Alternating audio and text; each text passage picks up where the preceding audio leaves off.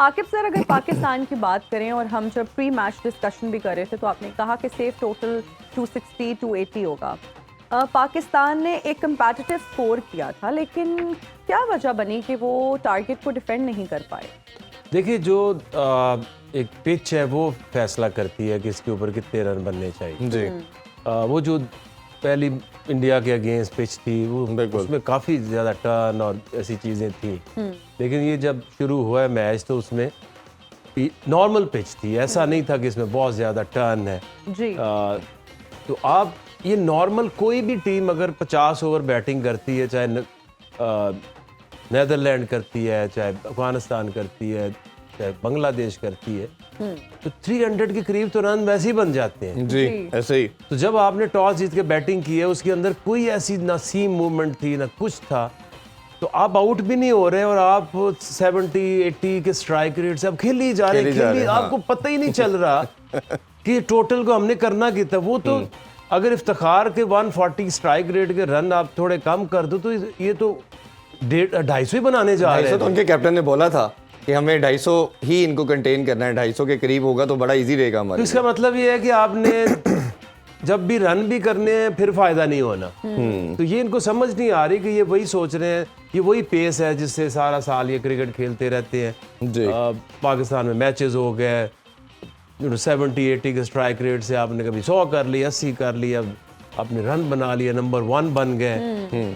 लेकिन जो ये कंपटीशन हो रहा है ये वो है ही नहीं जी। और इनको उसका पता एहसास भी नहीं है कि लोग तो 400 को चेज करने की तरफ जा रहे हैं। जी। तो ये नहीं है कि अगर आपने चेन्नई का नाम चेन्नई रख दिया तो वहाँ पे इतनी इतनी टर्न होगी, लेकिन जो फैसला उन्होंने किया, brave decision, knowing the fact कि ये पाकिस्तानी जो बैटर्स इनकी प्रॉब्लम क्या, नूर अहमद को डाला उन्होंने चौथा स्पिनर, टीनेजर बच्चा, क्योंकि जिस तरह से इन्होंने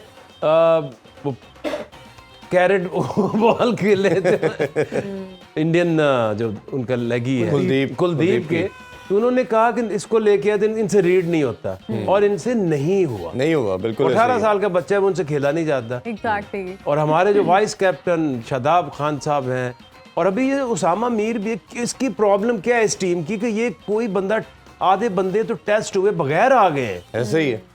अब आप देखें ना कि क्या हमें इस टीम में अब्दुल्ला नहीं था जो उनकी ओरिजिनल, साउद नहीं था, ये उसामा नहीं था, तो इनको जो 6 महीने पहले 8 महीने पहले इनको आप एक्सपोज करते, अगर ये इस काबिल होते तो यहाँ तक पहुँचते। और रिजवान की जो शॉर्ट सिलेक्शन की अगर बात की जाए, आप ऐसे जो नया बच्चा है आपने प्रेशर डालना था, आप उसकी शॉर्ट सिलेक्शन देखें कि ऑफ स्टंप से उठा के स्वीप मारा है। की जो बॉलिंग है वो करते ही वो 5वीं 6ठी स्टंप के ऊपर है, उसको ये शॉट तो आती नहीं, उन्होंने खेली, बिल्कुल खेली है।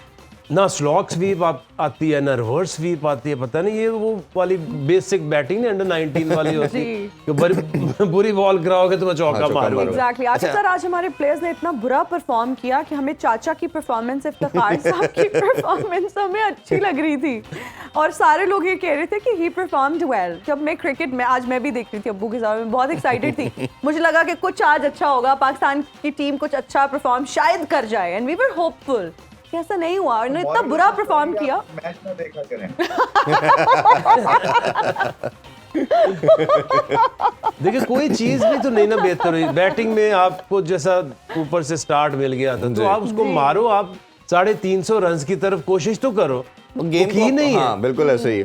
अब यही डर लगा और इसकी वजह क्या है, आपको एक चीज बता दूं, ऊपर से लेके नीचे तक ये वर्ल्ड कप चेयरमैन की कुर्सी हिला रहा था, वो भी दुआएं कर भी आना चाहिए शायद मैं बच जाऊं। जो मिकी आर्थर है ऑनलाइन कोच, उसकी भी गई, उसकी ऑनलाइन शॉपिंग बंद हो जानी थी। और कप्तान की भी, जो कप्तान को ये था कि इस दफा जीता तो बाबर तू गया। हाँ, और किसी तरह लकीली वो सेमीफाइनल फाइनल में चला जाता है, वाह हो जाती है, फिर बच के निकल जाते हैं। हाँ, बिल्कुल। तो अब जब इस खौफ में आप डिसीजन मेकिंग करते हैं, इस खौफ में आप क्रिकेट खेलते हैं, इस खौफ से आप प्लेयर्स को, आप खुद डरे हुए हो एज हेड कोच, तो जो उसामा जैसे बंदे का डेब्यू हो रहा है तो उन्हें तो डर के ऐसी हरकतें करनी है। ऐसे ही है। अच्छा, मैं एक अकीब भाई आपसे बॉलर के हवाले से जानना चाहूंगा। ये 1-1.5 मंथ पहले दुनिया का बेस्ट बॉलिंग लाइनअप बोला जाता था इसको, और ये जी बड़ा मैं लीडर भी है। उस गुनाह में शामिल एक नसीम शाह के जाने से ये दुनिया का वर्स्ट बॉलिंग अटैक बन गया। लास्ट मैच में 368 करवा रहे हैं आप, आज आप 282 को भी नहीं बचा सके। ये इस बॉलिंग लाइन का मसला क्या। और हारिस रऊफ की मैं क्या आपसे बात करूं कि पहले लास्ट मैच में मोमेंटम दिया, 24 रन दे के आज वो रीजनेबल खेल रहे थे। इन्होंने जिस तरह की बॉलिंग की 17 रन दे के जो एक मोमेंटम दिया उनको, ये क्या विकेट टेकिंग तो चले हम छोड़ ही देते हैं कि विकेट लेंगे, वो तो रन रोकने से भी गए। देखिए ना, आपको जब मौका होता है, आपको एक चांस मिलता है ज़िंदगी में, वहाँ आपने प्रूव करना है। ठीक है, आप T20 में अच्छा करते हो, लीगों में अच्छा करते हो, बट वर्ल्ड कप में आके फिर इस तरह आप ग्रेट प्लेयर बनते हो, आप पूरी ज़िंदगी फिर नाम आपका रहता है। तो आप नहीं करोगे तो देख लो जो हाल हो रहा है। ये पीछे हो क्या रहा था, देखो उसमें एक तो ये जिस एनवायरनमेंट में ये खेल रहे थे, नसीम और शाहीन अच्छी बॉलिंग कर रहे थे, ये शाहीन की फिटनेस भी इससे बहुत बेहतर थी, तेज़ बॉलिंग कर रहा था। उसके बाद हारिस आता था, और ये नवाज और शदाब ये इन पिचेस के ऊपर वो चल जाते थे। या तो फिर उसी सी टीमें, बी टीम, सी टीम आ रही थी जी। लेकिन एक लगता था कि आपके पास न्यू बॉल बॉलर भी हैं, एक तेज़ बॉलर बीच में है, लेफ्ट आर्म है आपके पास, लेगी है, लेकिन वो सारे इंग्रेडिएंट्स पूरे थे, उसमें क्वालिटी कोई नहीं नहीं थी।